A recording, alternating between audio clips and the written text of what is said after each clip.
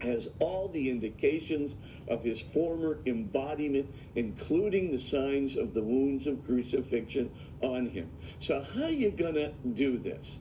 Because when they see him, let's go to Matthew first. How does Matthew describe this? Jesus appears to the apostles. And what does Matthew say? The first thing that Matthew says is they all fall down and worship. Mm-hmm. Now, this is the same Matthew who, who reports the very first use of the word worship, right, is in the gospel is when the devil says, fall down and worship me, and Jesus says, no. You shall worship the Lord your God alone. Now, in the final pericope in the Gospel of Matthew, what do you get? You have a first thing. Jesus appears, and they all fall down and worship.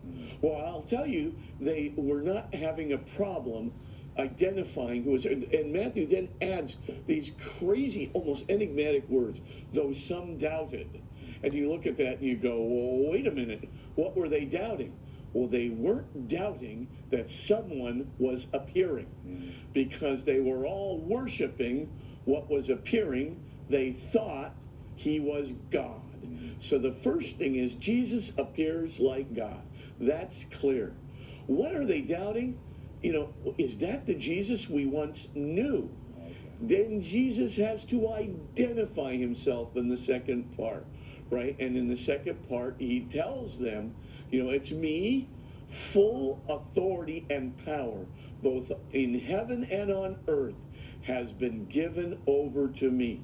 So, okay, again, the announcement, full authority and power, that's God's power and authority. That's all it is. So all of it has been given over to Jesus. So it's, again, Matthew's telling us that Jesus is completely transformed in divine glory. And then comes the third part, which is the missioning of the apostles.